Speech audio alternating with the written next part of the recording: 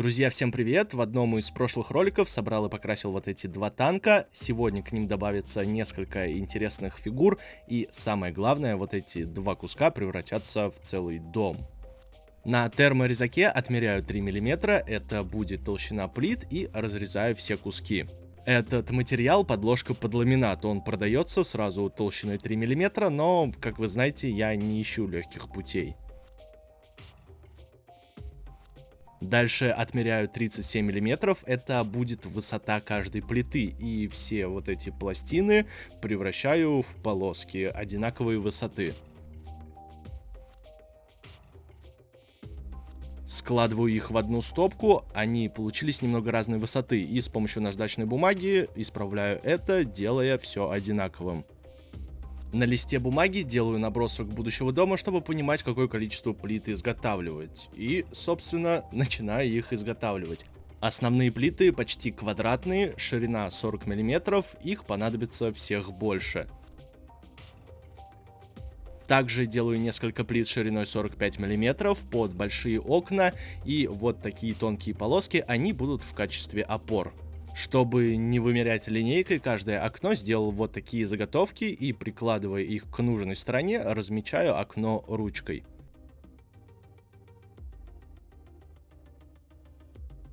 С помощью острого ножа, чтобы не оставалось заусенцев, вырезаю их.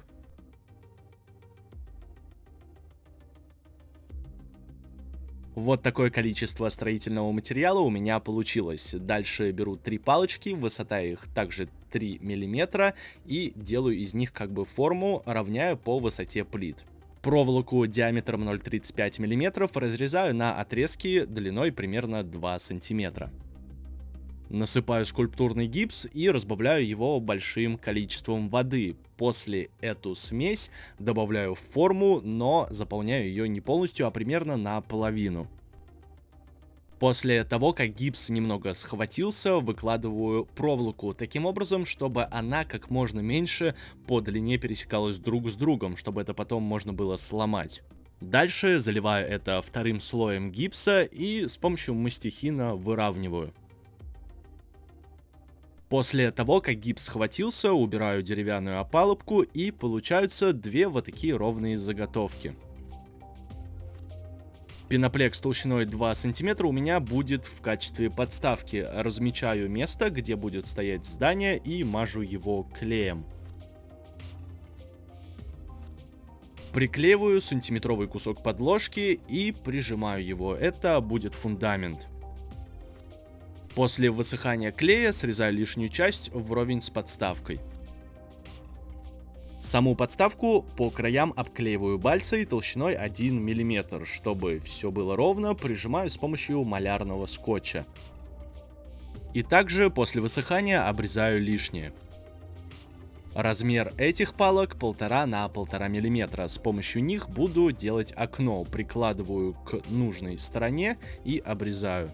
Режу так, чтобы при установке на свое место часть оконной рамы держалась плотно и не вываливалась, потому что окно собираю прям внутри проема плиты. Из-за моей, видимо, не очень удачной ручной работы не получилось сделать все по шаблону, и пришлось для каждого оконного проема изготавливать свое окно. Склеиваю его прям в таком положении с помощью жидко разбавленного ПВА. Поверхность армирую с помощью проволоки и прижимаю скобами из той же проволоки, потому что слой гипса, который я выливаю на поверхность, будет очень тонким.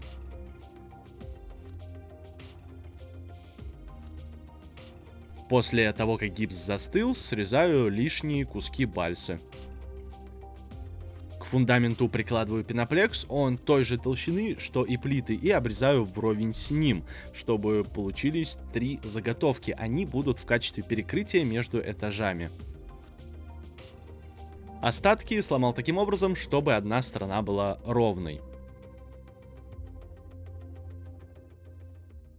Наконец-то все подготовительные работы завершены, и можно начать строить дом. Абсолютно каждый стык промазываю строительным ПВА, и между плитами делаю вот такие перегородки. Фундамент вымерил таким образом, чтобы в итоге в углу все идеально сошлось. Немного ломаю перекрытие первого этажа и приклеиваю его на свое место. И прижимаю не очень тяжелыми предметами.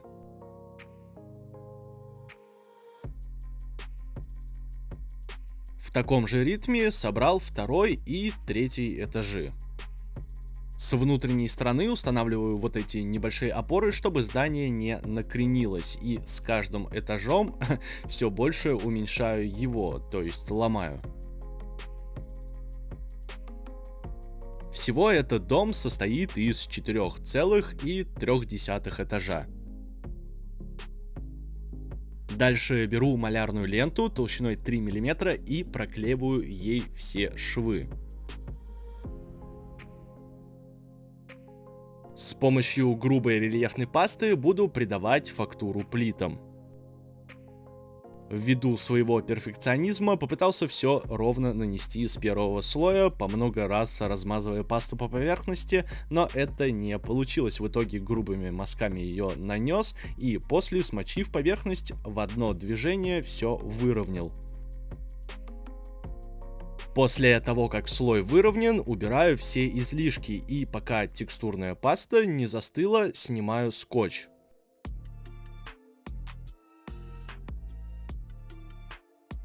В эту же пасту добавляю воду, размешиваю, чтобы в итоге она получилась вот такой жидкой. С помощью не самой лучшей, но в этом случае идеально подходящей старой малярной кистью делаю вертикальные полосы, чтобы придать плитам фактурности.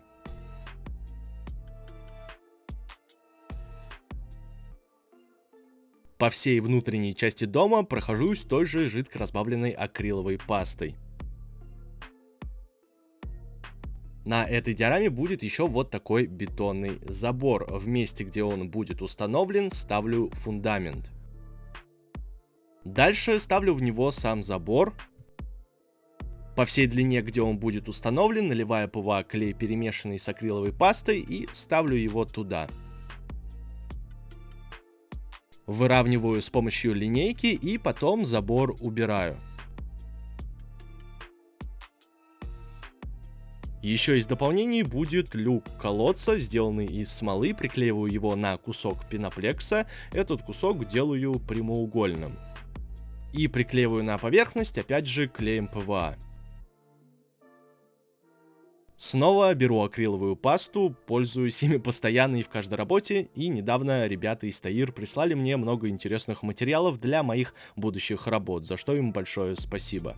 Эту пасту довольно толстым слоем наношу вокруг колодца и кистью, смоченной в воде, придаю необходимую форму. Фигуры загрунтовал в белый цвет, на их форме буду делать камуфляж, поэтому понадобится много цветов. Первый слой теплый песочный. С помощью щетинистой кисти, не очень сильно измазанной в краске, тычковыми движениями начинаю наносить пятна камуфляжа. За основу зеленый цвет и чуть в меньшем объеме светло-коричневый. Дальше прокрашиваю все остальное: лица, руки, части тела в светло-телесный. Бронежилеты на некоторых фигурах в темно-зеленый, а оружие в темно-темно-серый. Еще на диораме будет собака, покрасил ее в примерно тот же цвет, что и фигуры, и на спину нанес жидко разведенную черную краску, чтобы получился переход. Дальше на фигуры нанес акриловый фильтр зеленого цвета, чтобы немножко объединить камуфляж. Техника сухой кисти, чтобы выделить выступающие части. И в завершении проливка черного цвета. Начинаю ломать дом. С помощью ножа делаю царапины, всевозможные отверстия, сколы разного размера. Заранее залил немного гипса в пластину, молотком ломаю сначала на крупные части, а потом раздрабливаю вот в такую крошку. На всю поверхность толстым слоем наношу клей ПВА и начинаю делать рельеф. Посыпаю мелкий камень, заготовленную крошку крупный песок и мелкий песок. Танком делаю колею, чтобы поверхность, на которую он будет установлен, стала ровной. Дальше делаю крупные куски. Вот что получилось из той заготовки, где была проволока. Все горизонтальные поверхности также смазываю клеем ПВА и начинаю хаотично разбрасывать разломанные части.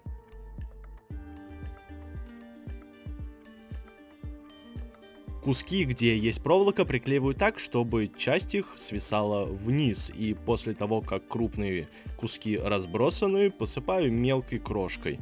Фиксирую это на поверхности в 2 слоя жидко разбавленным клеем ПВА. На каждом этапе покраски буду использовать большое количество воды, чтобы краска наносилась вот так легко. Первый слой — это грунтовка темно-серого цвета, покрываю ей абсолютно всю поверхность. В качестве базового цвета будет светло-серый, наношу его на дом и на все эти руины. Еще более светлым цветом и жидко разбавленным делаю пыль, нанося очень тонким слоем с большим количеством воды.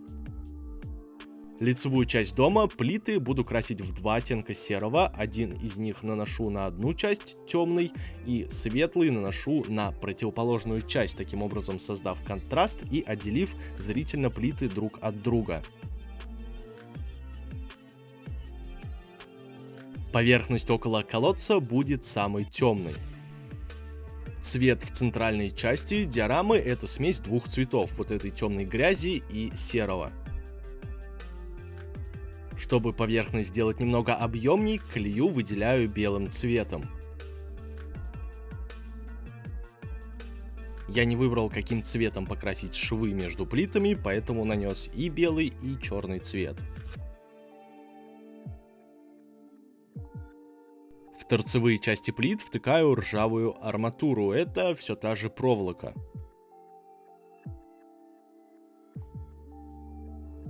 Ржавчина, кстати, на ней настоящая. Темно-серую акриловую смывку наношу на весь рельеф, размазываю ее и убираю излишки салфеткой. На здание наношу ее просто тонким слоем. Акцентировал внимание на некоторых деталях, выделив их методом сухой кисти. Стекла я сделал из прозрачного пластика, соединил все воедино, приклеив фигуры на поверхность и на танк. Обязательно напишите в комментариях, понравился ли вам результат, процесс всего этого создания и делать ли что-то подобное еще. Всем творчества и до новых встреч!